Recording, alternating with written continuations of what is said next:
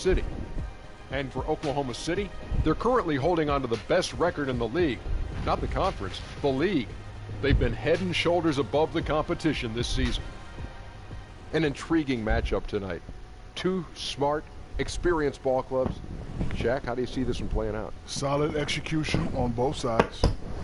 Each guy playing to his own strengths. Okay. It's going to be, I think it's going to be more tactical, though, honestly. You know, if the game is played at a fast pace, that's when the benches come into play, because we'll see who has the bigger bench. If, You okay? You all right? Oh. You all right? Man, no, I'm not. Okay. Oh. Kevin Harlan, take it away. Oh, sorry, are you? Did you go down the wrong pipe? Something did.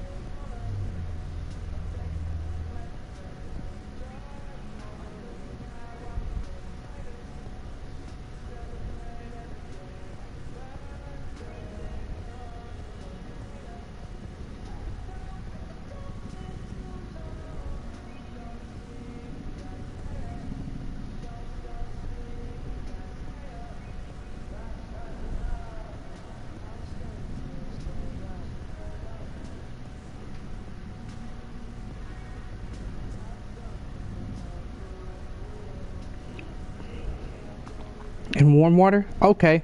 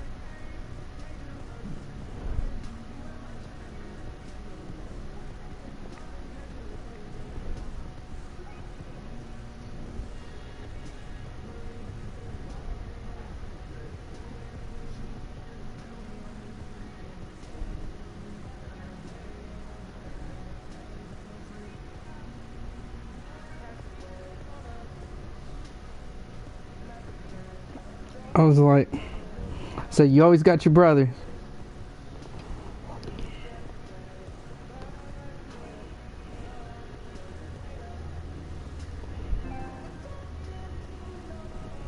So water?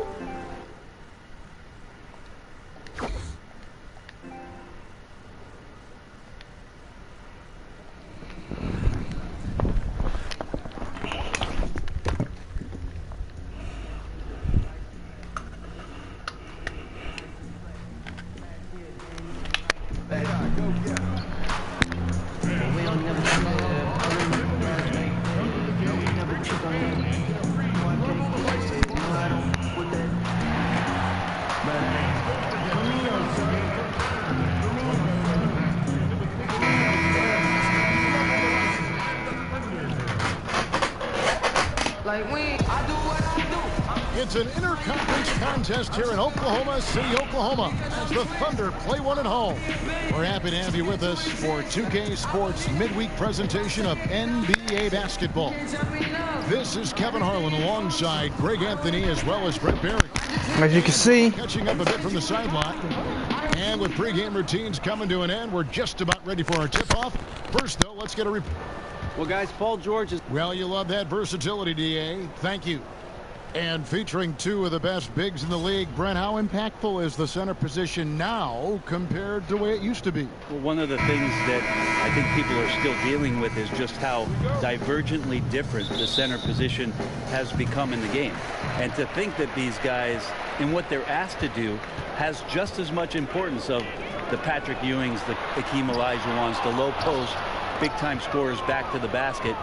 The modern-day center, Kevin, isn't doing that. It's a roll-to-the-basket, rim protection game, and there are some elite ones doing it now. Wired a little bit differently than guys of the past. They have to be. On top of that, some of the teams are even asking those players, obviously, to step out and shoot the three-point shot. So, modern-day game, modern-day play. Let's check out Toronto's starting lineup. Kyle Lowry and Danny Green are the guard tandem. Then there's Kawhi Leonard.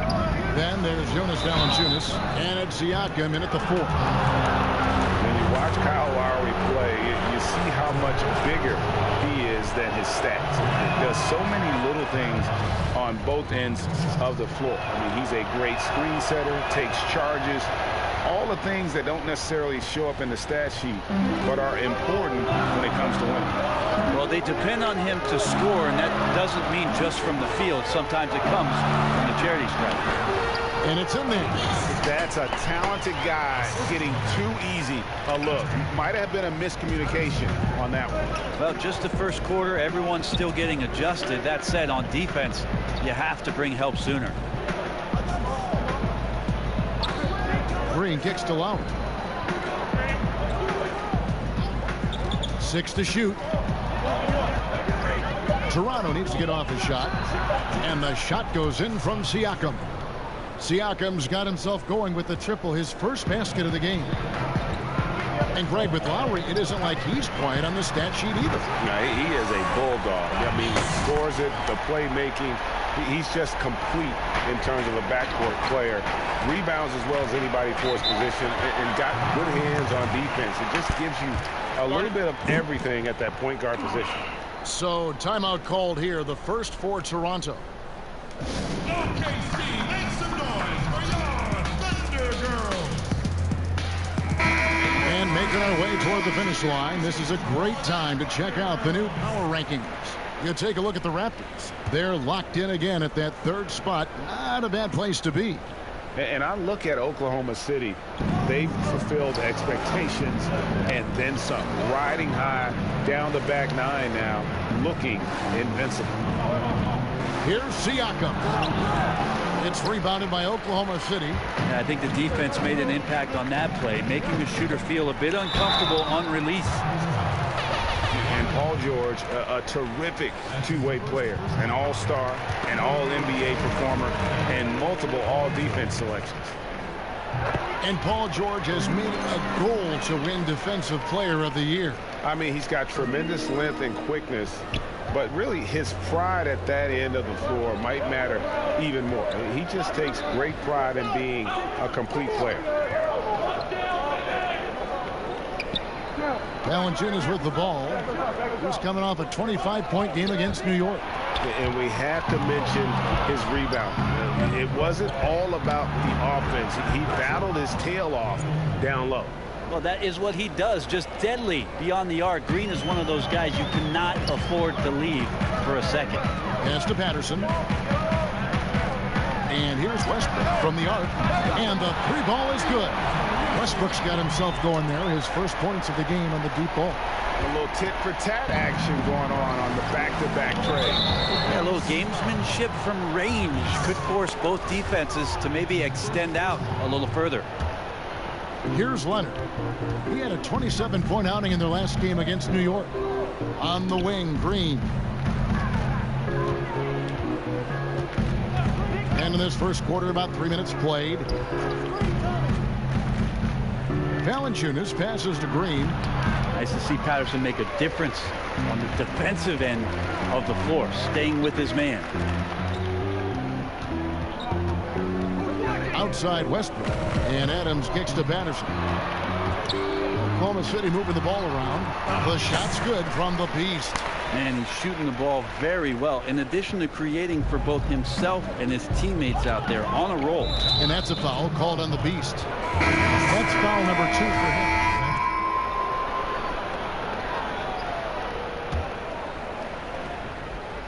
And so it's Schroeder with the ball. He'll bring it up for the Oklahoma City Thunder. And now brought to you by Gatorade, all fueled up and ready to go. Let's reset our lineups. So for Toronto right now, they've got Greg Monroe. Kawhi Leonard is out there with Cauley Stein. And it's Wright in at the shooting guard. Oklahoma City trailing. Let's go now to the sideline and catch up with David Aldridge. Thanks, Kevin. The Beast in the last matchup against the Heat was outstanding. He finished with 45 points and got there the usual way. An impressive barrage of three-pointers. The numbers in that game make me anxious to see what he can do tonight. Kevin? Thanks for checking in, DA. He was phenomenal for them in that game. It was fun to watch. And not just fun for us, but it had to be fun for him as well. Everything was working, and he just seemed to enjoy and embrace every minute of it. And I love having fun, but fun comes at a cost, and that cost is work and effort. So let's not get too far away from that tonight. He was a workhorse in this one. And that's out of bounds. Toronto will retain possession. Just active defensively here, being extremely disruptive. Like the aggressiveness and a great effort just to get a hand on it.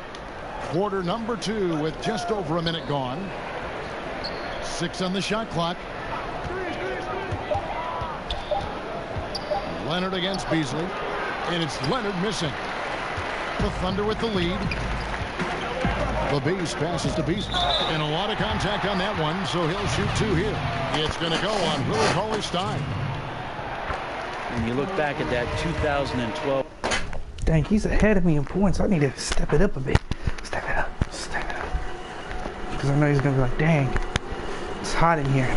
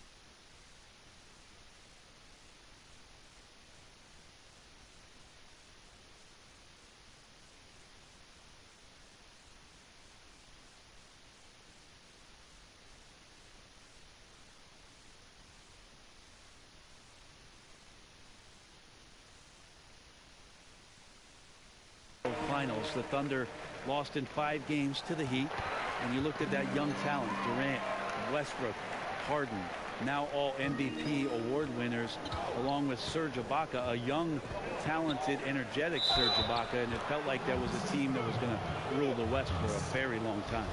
And they keep hammering away at him inside, forcing the ball into the paint. And the way Kawhi Leonard has evolved his offensive game is pretty remarkable. After coming out of San Diego State, he came into the league as just a defensive stopper, and now really, truly a two-way star and one of the deadliest scorers when he needs to. Van Vliet can't get it to go. And that's really a function of the offense not working as it should. Yeah, maybe lazy play calling or just going through the motions on that possession. This often leads to a bad shot. The defense looked lost there. Get out your compass. No excuses. You got to guard the perimeter. With Leonard in his offense, he slowly took on more and more of the scoring load while adding skills to his game. Yeah, he'd always been an efficient shooter from the outside. I mean, that was the big question mark coming in.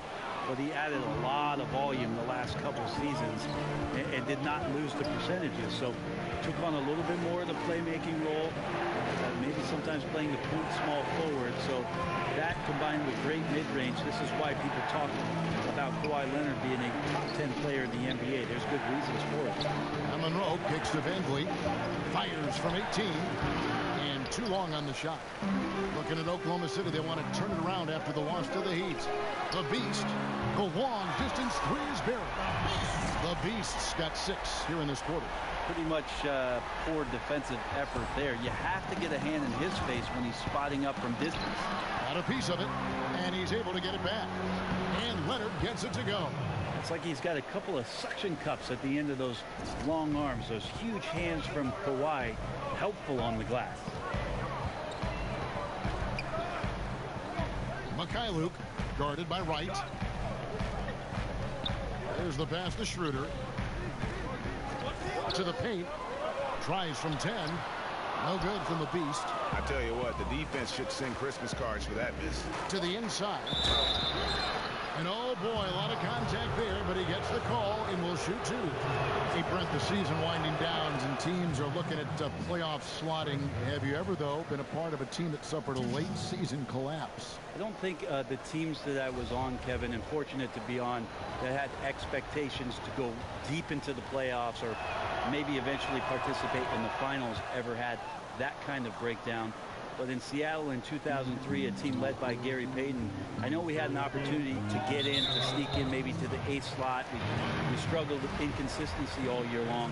I don't know how big the meltdown was, but disappointing for that talented of a team to not have an opportunity to participate in the postseason. I'm sure.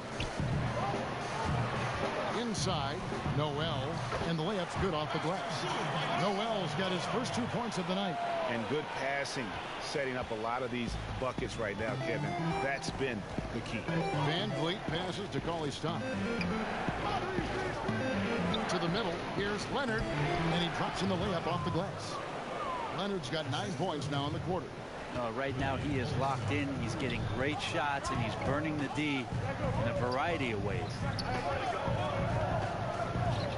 Here's Schroeder. Pass to the Beast. Beasley kicks it over to Schroeder. Down low. Another shot. The shot's good from the Beast. The Beast's got 15. And trust me, Dennis Schroeder would love to score the basketball, but his ability to set up his teammates is also effective. Leonard looking around. Beasley with the rebound. And listen, you can't design a play any better to get a look that good. Just couldn't knock it down. The best players know that is going to happen, and you just can't let it get into your head. It's a shot that you want to take. Van Vliet passes to Cauley-Stein. Van Vliet kicks to Leonard. To the paint. That's in, and the Oklahoma City lead is cut down now to just 2 points with that basket from Cauley-Stein. Cauley-Stein aggressive inside, putting the defense on their heels and in a tough spot, staying engaged. Time called here. The Thunder decide to talk it over. And with Kawhi Leonard, he just does everything.